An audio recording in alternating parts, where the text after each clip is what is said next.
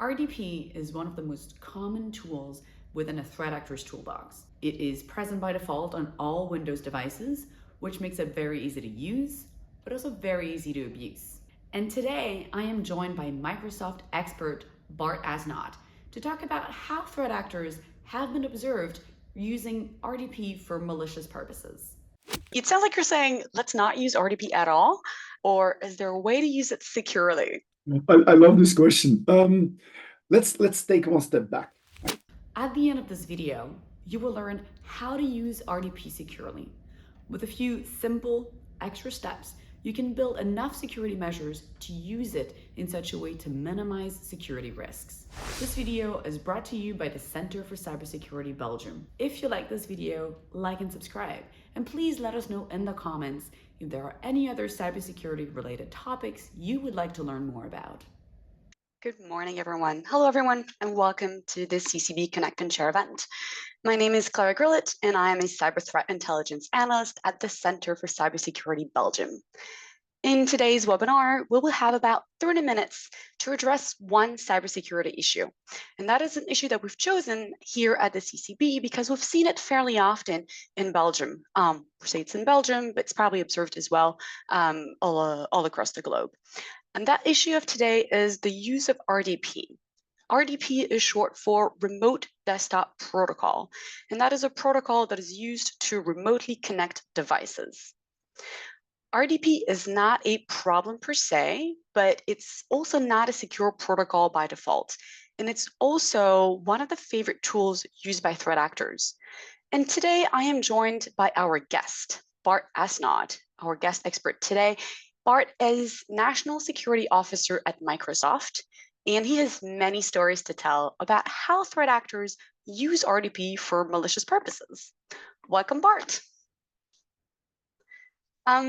While Bart is coming in, I did want to mention that if you have any kinds of questions, please go ahead and ask them in the chat. We have a Q&A section at some point towards the end of the webinar, so don't hesitate to ask your questions there. If those questions can be answered before, we have a moderator from the CCB who can already answer some of those. The most upvoted questions will be asked. Hi, Bart. Welcome again. Good morning, Clara, and thank you for inviting me. Thank you for coming. Really appreciate it. Before we delve into the ways that threat actors abuse RDP, we're first going to go over what RDP actually is. So I'm going to go ahead and share my screen, which I hope you should be seeing now. All right, I see some heads nodding, so that should be all good. All right, so the first thing that I want to mention, I talked briefly about it, is that RDP is used for remote access and control. So what it does essentially is that it enables a user to remotely connect to another device as if they had it in their own hands. So it's a very, very practical feature. What's interesting as well with RDP is that it is a protocol that is found across different operating systems, and it is present by default on all Windows-based devices, but there are also similar implementations that exist on other OS, like Linux, Mac OS, and also even Android.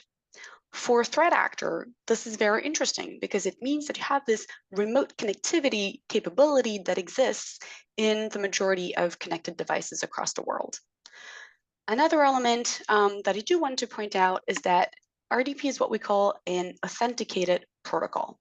That means that whenever you want to establish a connection, you need to input credentials, that is a username and a password. And you know where I'm going to go with this, but passwords are a problem because they get compromised fairly regularly, and there's an entire market on the underground for it. And the reason why threat actors buy those passwords is because they assume that passwords are being reused across different accounts.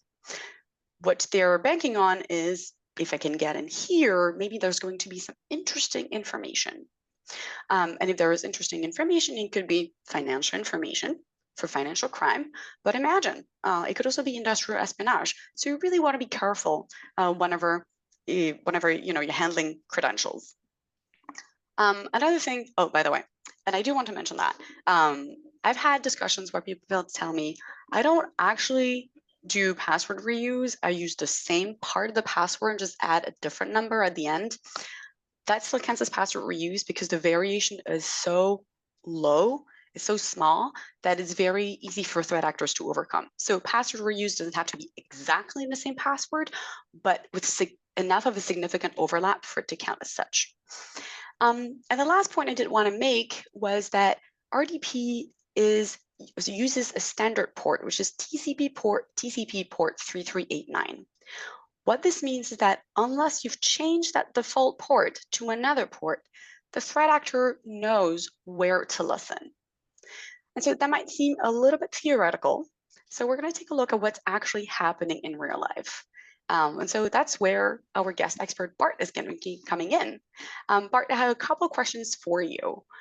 The first one is, am I correct when I say that RDP is a favorite tool of threat actors? And Clara, and again, very great explanation on indeed the protocol, how it's being used, best practice, and other things. When we see threat actors in the world today, we are indeed seeing that they are using common attack vectors, which is normal. They want to verify the most common type of technology that is used into the IT world, where indeed RDP is something that everyone always uses. It is something in the world that we live in today, specifically, of course, we always use RDP. So for them, it's easy actually to identify who today is having RDP used, but also having indeed this type of ports and the technology open to the internet, for example, without knowing this, having it installed, configured, but nearly configure it with the best practices in mind to make sure it's secure. So for a threat actor today, it is a very common used tool to do various type of malicious activities. It is not only used, for example, to connect via RDP into other things, but also to do other things. So in a short answer, yes. All right. Okay. So at least my assessment was correct. Good. But you just mentioned that it is being used for different things. So let's picture the cyber kill chain. Where does RDP fit in? Is it at the start or is it towards the end? Is it everywhere in between? What do threat actors actually use RDP for? It's a great question. So one of my favorite attack kill chains, we have a lot of them in the industry, is of course the Lockheed Martin one. And Lockheed Martin has actually have 7 steps. When we map the RDP towards bad actors, threat actors, and their tactics that they use, you actually can detect it in 3 different phases. When a threat actor is doing passive or active reconnaissance activities, they actually can use open tools on the internet or create tools that they have built themselves to actually detect what type of organizations, or if I want, for example, want to have an organization that is my target, where does that organization have weak spots? So the active and the passive reconnaissance is for sure something where they detect this. Once they have indeed a successful initial access, when they went in and they are successful and they are in the organization, they can actually start using it as an exploitation type of tactic. And then if they are allowed to move forward into their active attack, they can actually use it also for a C2, a command and control. So they have actually 3 ways, according to Lockheed Martin type of attack kill chain, that they can use or misuse the RDP protocol, as you like to say. That's a very versatile tool. And so there's different ways where you can actually catch them if you see an illegitimate RDP connection, which is kind of also a good thing for us defenders. I was also wondering there, because you seem to say that it's used very often there, who uses this? Are we talking nation state actors? Are we talking ransomware groups? Are we talking anyone sort of in between? Do we have some visibility over this? Yes, there are a lot of different type of cyber criminals or threat actors. Between 6 and 8, we have them actually. So they are actually used across the board. When we have script kiddies, they will always find out what are the easiest ways because they're not very developed, not very mature. They are, of course, having a specific maturity into attacking environments, but they are not into the level of nation state actors or indeed advanced persistent threat groups. So in other words, we have at least 2 or 3 different type of actors that are actively using this type of tactic to get in and do bad stuff. These are the private, the cyber criminal groups, the groups that actually are in there for the money, purely for the money, go into a company via vulnerability or something else, get in, do the stuff, and then get out. We have nation states that are using this, but of course more on the lower type of visibility level because it is in there. And if it's not actually really actively monitored, if an organization that right now is doing security operations is indeed monitoring the entire digital estate, if they did not enter or adapt the RDP vector into their security investigation processes, they actually can go a long way undetected. So at least 2 or 3 different type of actors are indeed actively using this today. And indeed also, for example, as shown into the screen, the Sophos, the incident response team of Sophos, for example, has actually also detected and actually validated that 90% of intrusions in 2023 were indeed using RDP type of things. So it's not only Microsoft that is saying this, is indeed the entire industry. It's actually reflecting that we need to make sure that it is not just one type of group that is doing this. There are multiple type of instances that are actually using it. All right, so I'm not sure if I can phrase it this way, but if I'm a defender and I hear this, I'm thinking, does it even make sense to use RDP? It sounds like you're saying, let's not use RDP at all, or is there a way to use it securely? I love this question. Let's take one step back. Right? Let's talk about digital identity. And when we talk about cyber, when we talk about digital estate and digital activities, one of the most used attack factors today is the digital identity, which is pretty normal because everyone lives in a hybrid or in a cloud world. So their identity, as everyone knows, is exposed into the internet because otherwise it will actually hamper your innovation and your digital working, which is normal. So today, in Microsoft, we create every year a Microsoft Digital Defense Report. Now, for example, what we have seen to the report that we just launched, I think last month versus last year, is that we have an increase of 75% of attacks on digital identities. So what we, for example, as Microsoft have seen is that today we have per second 7,000 attacks on identities and passwords. That's per second globally. So imagine this one, right? We've been talking a while, so here we go.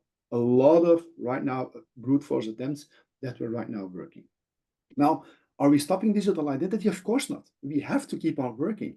We have to use our identities, physical and digital, to just do what we have to do. It's exactly the same thing for RDP.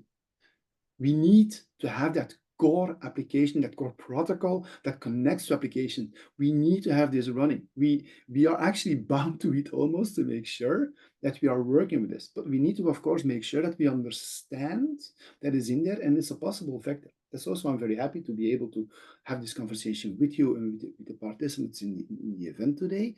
Because if we are aware of what a possible vulnerability, possible entry point is, then we can actually start working more into securing this, working more into, okay, if I have this type of thing that I'm using every day, what's the best practice? What should I think about? Should I think as a hacker? Should I actually try it out myself to make sure, am I vulnerable for this? And then we move forward. So please do not stop using RDP. Thank you. At least that's very clear. But I'm just thinking, say I am the only IT staff and I work at a small business or a small organization, it doesn't have to be a business itself. Where do I start? What are like the top 3 things I want to start putting in place so that I can be sure that it's somewhat secure? Well, what we have today is that there's a sentence in the industry, or I think still a hair in my head, honestly. If you have no idea what you have, you will not be able to protect it. Regardless of the size of your organization, make sure that you first understand what is your exposure in your on-premises, in your hybrid, in your cloud estate, with all the cloud vendors that we have today. Where do you have indeed, in this case, for example, remote desktop protocols? And don't get me wrong, we are of course talking right now about Microsoft. RDP also has, that's the protocol that we use for Windows. We also have exactly the same for Linux. We have remote desktop protocol authentication technologies that actually allow us to connect remotely, regardless of the OS. So we need to first understand what we have. From the moment we have a good understanding of where it is, then we need to indeed make sure that we not only log and monitor this, but we protect it. There are multiple ways to protect this. For example, from Microsoft, we have a secured by default type of activity that we are actually right now already for more than a year moving into technologies, listening to customers worldwide to make sure that we actually apply more best practices by default. This is a large flow and a large program that we actually have launched more than a year ago. But for yourself also, there are a lot of things that you can do based on your own use cases. And not every use case is right for the same company or organization. For example, you can actually start thinking maybe implementing SSE, SASE, or VPNs. 3 types of options that may work for a specific use case. You can, for example, also change the default port if the technologies that you connect with work with this. A lot of actors, what they do, they just look into the TCP port 3389. If they find 3389, yeah, that's it. If you move it to completely something else, it will already be a lot harder. We have network level authentication that indeed right now is actually activated by default to make sure that we have more secure by default activities already in there. We can restrict the admin mode. You can actually, from out of Microsoft, we even have technologies like Azure Bastion that actually allows us to actually move into remote protocol, remote desktop connection via an intermediate that actually automatically protects us with a layer in front of this. Other technologies, of course, have this exactly the same. So right now, there are a lot of multiple ways that we can think about how we can actually protect ourselves if, of course, we understand what we have. So we have 3 levels. Understand what you have, create your landscape, and then per use case, per thing that is applicable and possible for you, apply the right best practices like we just gave a couple of examples, and then make sure that you monitor. What people tend to forget is that regardless of the size of your organization, of course, if you have a security maturity level in there, we have the amount of people that are monitoring your security internally or externally. Make sure that you also apply the right detection tools, the detection policies and use cases into this to make sure if someone is connecting or trying to connect into an RDP that is open or secured, but also visible because it has to be visible, that you actually can view who is trying to do something. Is it for good or for bad? Right. Thank you. Thank you very much, Bart, for all these insights. I really appreciate it. Thank you for coming on there. For all of you who are listening or watching, actually, if you have questions for Bart, don't hesitate to put them in the Q&A. I will try to be able to take as many of them towards the end of this webinar. Moving on, we're just trying to flesh out a little bit what Bart was talking about. Because in cybersecurity, everything is about adding different layers of security. And picture it like it's the winter, and you're not going to walk outside your door when it's 0 degrees outside with just a t-shirt. You want to make sure you also have a sweater, and then you're going to be adding a coat, and then you have like a hat and a scarf and all these things. And the idea there is that if you want to prevent an attacker from coming in or hampering an attacker, you want to make sure to add different kinds of security measures. So the first thing that you want to do if to secure your RDP settings is look at what is available. And I know we all have issues of budget and time, so we're giving you a lot of ideas there of what you can do. A lot of these things are free and rather simple to use. Other things might require a little bit more work. The first element that you can think of is using a VPN. Or virtual private network, because that would create some kind of tunneling so that the data that is being transmitted is encrypted, so that even if an attacker were to grab that data, that would be gibberish to them, so that would be useless to them. A second element would be restricting access to either specific IP addresses or specific users. The idea there is that you want to look at what's workable. So restricting based on specific IP addresses, that can work if every one of your employees only work at the office. It might be a little bit more difficult if some of them work from home, because you might not know what their IP address is. But that's why you can start working on users and say RDP is only enabled for those with more or less amount of privileges, or the ones who actually use it. So you can really sort of play on that. If you want more granularity, you might want to consider using what we call a zero trust network access, because that has the added benefit of checking not only the user's identity, but also its role and some context. So let's just take the example of Barbara. Barbara works at your company. She had just input in her credentials and their match. She has the role that says you should be able to have a remote connection using RDP. But we can see that the connection is not being made from Belgium. And that just sounds weird because Barbara should not be trying to connect from Poland today. And so what Zero Trust Network Access would do is say that connection is not successful because the context is off. So you might want to try to play with that because that's actually really, really helpful. Another thing that Bart mentioned a little bit earlier today was network level authentication, or NLA, which is enabled by default. Thank you, Bart, for mentioning this. And the idea there is that whenever you're using NLA, if a user tries to connect to a remote desktop, NLA will require that the user authenticates before the remote session is established. So it adds that extra layer of authentication, which is always useful.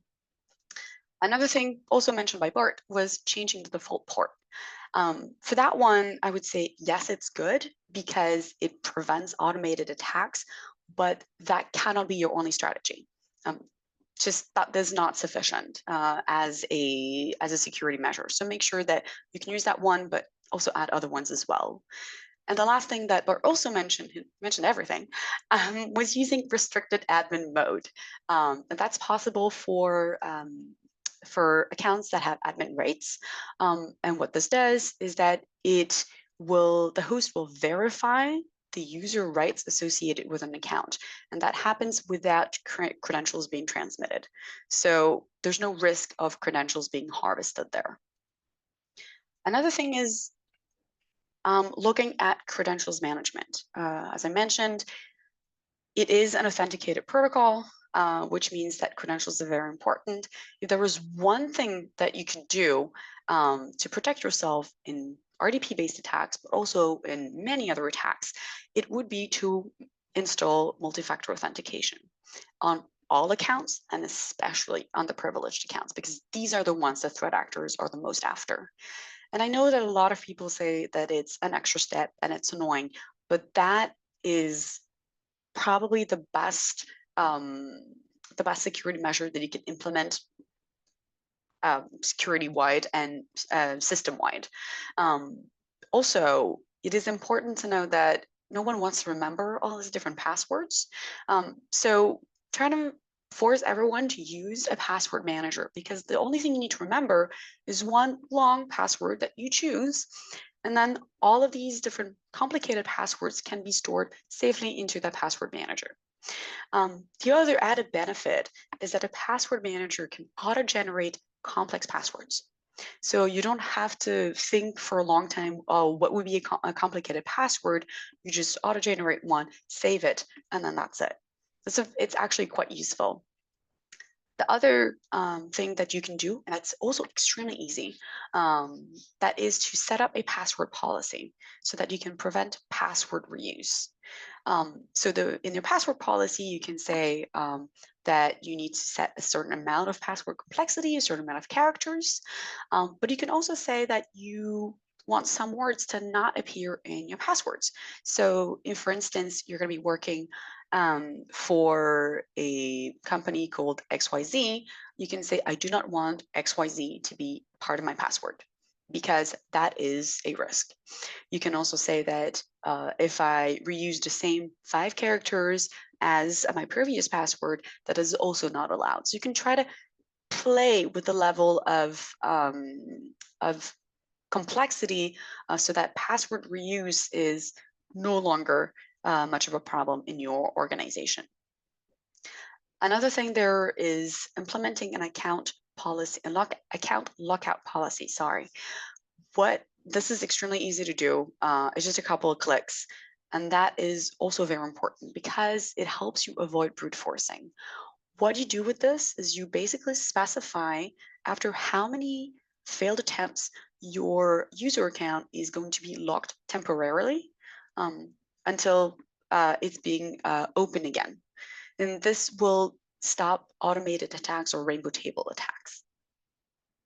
But these are also, there are other elements you want to take into consideration, because a lot of these recommendations work to secure RDP, but also work to secure your organization throughout. And the first thing that we would consider for good cyber hygiene would be updating your systems. No surprises here. Updating systems is super important because we have vulnerabilities out there. I do understand that it is difficult to do vulnerability management because there are dozens, if not hundreds of vulnerabilities being published every day. So the first thing you want to do is make sure to pay attention to the vulnerabilities that are affecting your public-facing devices. And especially if those vulnerabilities have a high CVSS score and or if they are actively exploited. Because they're the ones that a threat actor is likely to be coming after first. And that's, directly affecting your first line of defense. The second thing is enabling logging. And Bart mentioned that a little bit earlier as well. All the recommendations that we have, a lot of them are about preventing actors from coming in. But you don't want to lose visibility once they're in your systems. So that's why you want to have logging and monitoring for any kind of suspicious behavior. And here, if you want to know which event ID specifically to look for, I would say go on to the Center for Internet Studies, Internet Security, sorry, the CIS controls. And they published in 2020 a really handy guidebook that tells you exactly what to do to implement that and where to find it in your systems. So you can just follow that and you can find out which kind of logging you might want to do. Another element to take into consideration is hampering lateral movement and privilege escalation by segmenting your network. So making sure that what is accessible using RDP is not your sensitive, the sensitive part of your network, and also limiting user privileges. That's because people change jobs. People also take a different role into the same organization, and the privileges that they had might not carry over to new roles. So it's important to periodically review that. And the last thing is user awareness. Make sure to communicate about what's going on and communicate about what your employees should be on the lookout for, because they are also an important first line of defense. With that being said, let's go back and now take a look at the questions. So I'm going to invite Bart as well to come up on the screen as well. And we're going to take a look at the most upvoted questions. I see the first one that we're coming up is a question from Gregory that says, am I correct to believe that RDP server is running by default on Windows Server versions only and not on Windows desktop versions, Windows 10 or 11? Only the RDP client is present by default on Windows 10 or 11, I believe. Bart, do you want to take that one? That is indeed correct. Your RDP server, or the abilities to have RDP working on Windows clients at 10 and 11 is by default not enabled. We do not want to automatically enable this for all your endpoints. The servers is a predominant part of activity when you want to remotely connect. So yes, that is completely correct. All right, and I think we have time for another question. The one that is also very upvoted is a question from Tomasz. How can we detect a compromised RDP connection? I love this question. Also, your advice already of using the sys controls indeed to understand what type of events are right now indeed that we can monitor. There is also something else that we can think about when we want to create a use case and analytics rules, a query, whatever you want to use it. Look into the identity. There will 99.9% always be a person, a human being connecting via RDP. Or there's something else going on. If there's something else going on, that's also already not normal. So think about the activities or the type of ways that a human being will indeed log in via RDP. Unusual login times, multiple failed login attempts if you don't have a password lookout or an account lookout, for example, enabled, new user account, unusual network traffic, changes in system settings. As mentioned, there are, according to Lockheed Martin, if you look into Lockheed Martin tactics, there are 3 ways that it can be misused. It could be indeed if, for example, an actor would be in your environment, they could, for example, start enabling RDP, where it was before not enabled. For example, changes in system settings, suspicious processes that are launched via, before, or after the RDP is being used. So I will put it also into the chat. For me, there are 6 type of activities that we can actually add into this type of question. That is perfect. I'm trying to be a little bit mindful of time. If you could put this in the chat, that would be perfect. Otherwise, just do let us know as well. And then we're going to be adding this as well to the emails that you will be receiving after with the recording, so that you do have that set in stone for you to help. One of the elements that I did want to mention before the end of today's webinar is that this is the first time that we're putting this kind of short webinar, so we'd love to hear your feedback, understand whether this is a format that you like, if you want it to be shorter, if you want it to be longer, but also if there are some kinds of topics that you would like to learn more about. We're here interested in what you would want. So don't hesitate to write this in the chat. You can also send us an email at info@ccb.belgium.be. Another thing that is, here's a little bit of promotion, but the CCB is hiring. So if you are interested in joining what I can only call, with a lot of partiality, I'm aware of that, but a fantastic team of colleagues and do some really fun work, please go ahead and apply. And if you know anyone who might be interested, go ahead and just share that vacancy with them as well. And I see Beth is laughing at me, but yes, I do think it's a really awesome team. With that being said, all that is left for me to say is a big thank you to our guest, Bart Asnot, for coming in and for sharing his valuable insights. And thank you to all of you for watching. We hope to see you there next time.